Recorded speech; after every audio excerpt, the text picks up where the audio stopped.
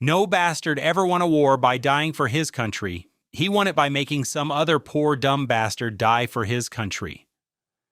Patton wasn't just a war movie, it was a cinematic battlefield where egos clashed, tempers erupted, and chaos unfolded behind the camera as violently as the battles on screen. The film won Oscars and etched George C. Scott's face into movie history. But what audiences didn't know? Cameras nearly stopped rolling over Scott's volcanic temper. A near-fatal accident struck during the tank sequences. Studio politics almost killed the film before it started. Even the Pentagon tried to bury certain truths about General Patton. This isn't just another Hollywood war story, it's 20 shocking production secrets about Patton they never wanted out. And wait until you hear the bonus fact, a secret so bizarre it almost rewrote Hollywood history. Let's march into the chaos. George C. Scott refused the Oscar. George C. Scott's performance as Patton is legendary. But in 1971, when he won the Academy Award for Best Actor, he flatly refused it. He called the Oscars a 2-hour meat parade and said no artist should compete against another. His rejection sent shockwaves through Hollywood. Studios feared his protest might spark a larger rebellion against the Academy system. Behind the scenes, producers were furious. An Oscar win was supposed to boost profits, but Scott's defiance only fueled his mystique. It wasn't just an actor walking away from a gold statue, it was a man declaring war on Hollywood tradition. And in doing so, he made the film's anti-establishment legacy even stronger. The Pentagon hated the script. The U.S. military didn't like what they read. Early drafts of the script portrayed Patton as unstable, arrogant, and dangerously obsessed with his image. Pentagon officials threatened to withhold access to tanks, troops, and equipment unless rewrites softened his flaws. Producers had to walk a fine line, enough military cooperation to make the film authentic, but not so much censorship that Patton became propaganda. In the end, the filmmakers compromised. Patton's darker side stayed in, but key political controversies were trimmed. Not a polished biography, but a battlefield of half-truths and omissions. The U.S. Army wanted a hero. Hollywood delivered a myth, and critics knew it. Francis Ford Coppola was fired from the script before The Godfather. Francis Ford Coppola was just another struggling writer. He co-wrote the Patton script, but was fired early in development for being too unconventional. His draft opened with Patton addressing an unseen army against an American flag, a sequence so bold producers nearly cut it. When the film finally used it, that speech became one of the most famous openings in cinema history. Ironically, Coppola's unfilmable scene defined the entire movie. It wasn't Hollywood polish, it was raw power. The man they fired became the man who wrote the line every viewer remembers. George C. Scott's explosive set behavior. No, Scott didn't just play Patton, he became him. Crew members recall him staying in character long after cameras stopped.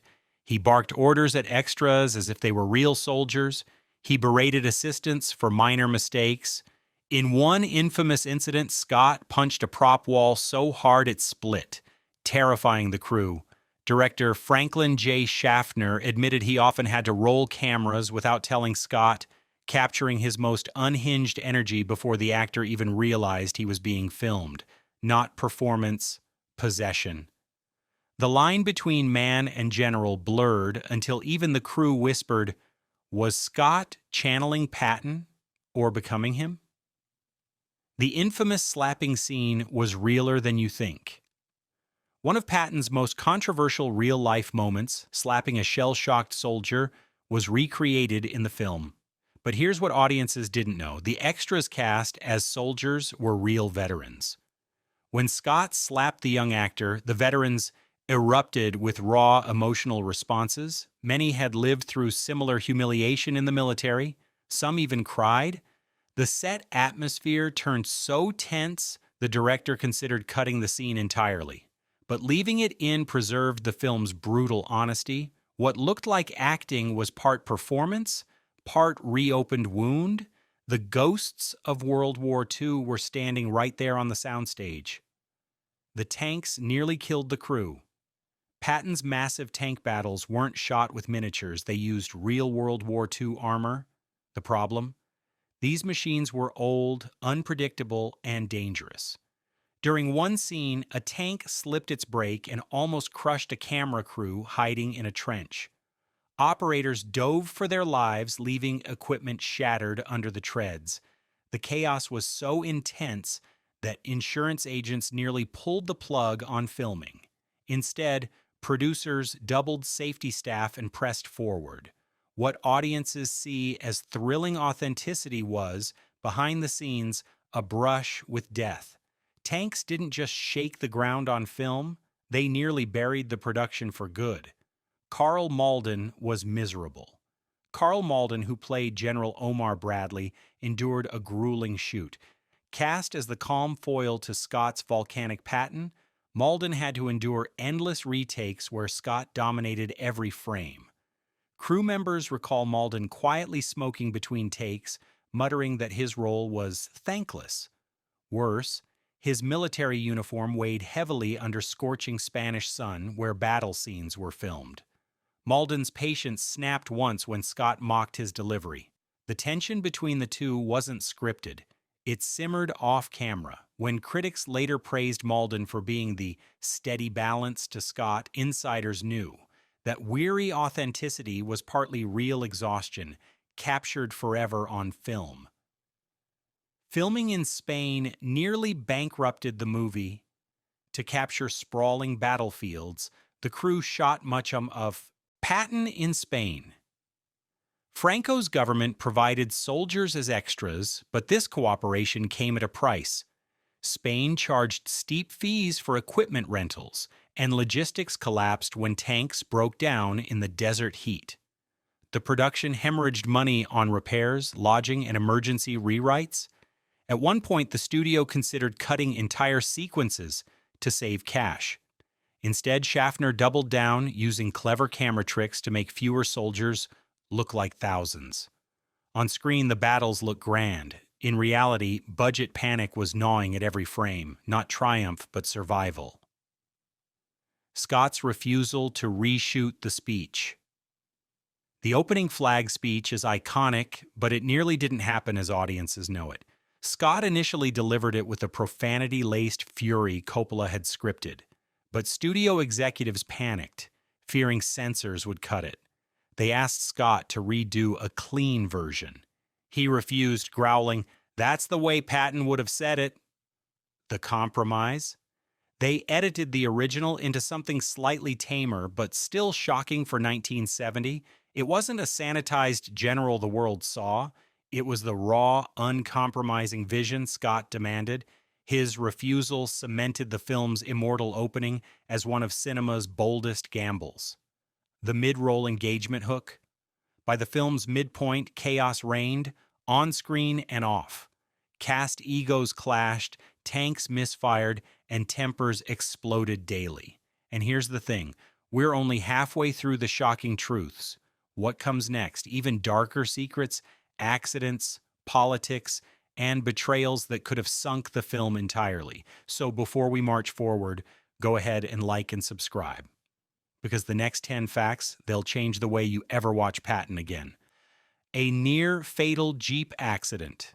During a convoy scene, a stunt driver lost control of a World War II-era Jeep on a narrow mountain road in Spain. The vehicle skidded, rolled, and nearly plunged into a ravine. Crew members rushed to pull the driver out, shaken but miraculously alive. Cameras weren't rolling. The scene was a rehearsal, but word spread fast across the set. The accident terrified the insurance company, which briefly considered halting all location work. Yet production marched on. For viewers, the film's military convoys looked seamless, but behind the lens, every engine roar carried the risk of disaster. That Jeep's near-death plunge became another ghost lingering over the shoot. George C. Scott's secret drinking. Scott's reputation as a heavy drinker followed him onto the set. Crew whispered about him arriving to shoots with whiskey on his breath. His intoxication sometimes fueled the volcanic energy the role demanded, but it also made him unpredictable. On one occasion, he raged so wildly after forgetting lines that Schaffner delayed filming for hours. Rather than fire him, producers leaned into the chaos, capturing that raw volatility on screen. The unsettling truth? Some of the Patton's unhinged rants weren't entirely scripted. They were Scott, fueled by alcohol, channeling something primal. Not performance, but a dangerous fusion of intoxication and genius. The slap scene sparked studio panic. When executives first saw the slapping sequence in dailies, they were horrified. They worried audiences would revolt against such a brutal portrayal of an American hero. Studio memos debated whether to cut it entirely, but director Schaffner and writer Coppola fought hard to keep it. Their argument, Patton was controversial in real life, so the film must be too. Reluctantly, the studio relented, and when audiences saw it, the moment became one of the most talked about scenes of 1970. Instead of tarnishing the film, it gave it moral weight. What the studio feared would destroy Patton became the scene that defined it. Real soldiers as extras, those sprawling battlefield shots, they weren't just actors. Franco's Spanish army supplied hundreds of real soldiers to march in uniform as extras. They were paid little, and many resented the endless retakes under blistering sun. Some deliberately messed up cues, forcing reshoots that drove Schaffner mad. Yet, their disciplined formations gave the film a realism Hollywood couldn't fake. Ironically, soldiers who once trained for war became unpaid background for Hollywood spectacle. What looks like seamless authenticity is actually weary conscripts marching for cinema instead of combat.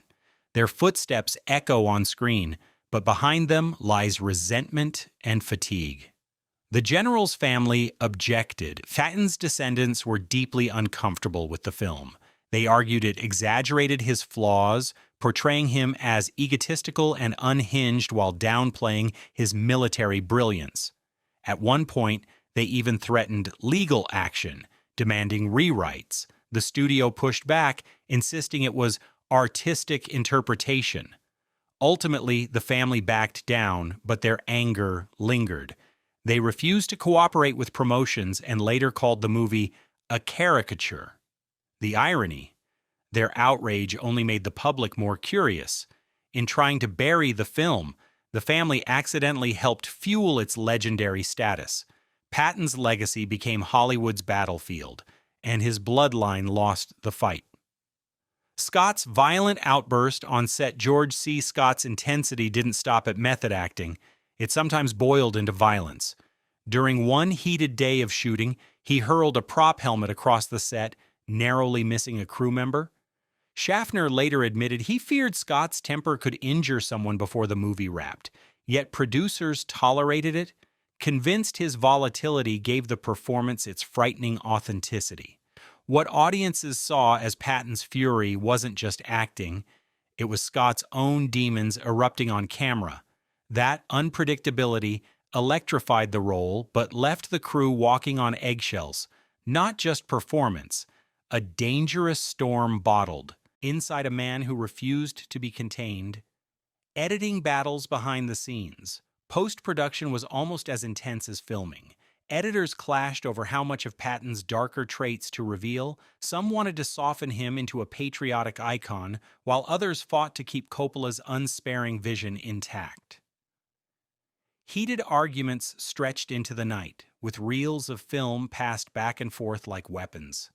Ultimately, the compromise preserved Patton's complexity, both brilliant strategist and deeply flawed human being. But insiders claim entire reels showing Patton's anti-Semitic remarks and harsher rants were cut forever. What audiences saw wasn't the full Patton. It was the version Hollywood dared to release without tearing the country apart. The ghost of Patton's own death. An eerie shadow hung over production. General George S. Patton had died in a mysterious car accident in 1945. Conspiracy theories claimed he was assassinated to silence him. Cast and crew whispered about the Patton curse, with accidents on set feeding their fears. Scott himself was unsettled, admitting in interviews that he sometimes felt Patton's presence pressing against him during filming. Extras swore strange winds rose whenever they staged Patton's deathbed scenes. Coincidence? Or something else? The sense of haunting lent the film a chilling undercurrent, as if Patton himself hovered just beyond the lens, demanding his story be told. Studio executives tried to cut the flag speech. Even after Scott refused to reshoot the famous opening, Fox executives panicked about releasing it. They argued no movie should begin with a profanity-laced tirade before audiences met a single character. Some even proposed moving it to the end. Schaffner fought back, insisting the speech was the movie. Without it, Patton's contradictions, charisma, arrogance, brutality, wouldn't be understood. Against all odds, Schaffner won. The flag speech stayed, and history proved him right. It became one of cinema's most iconic openings, copied and parodied for decades.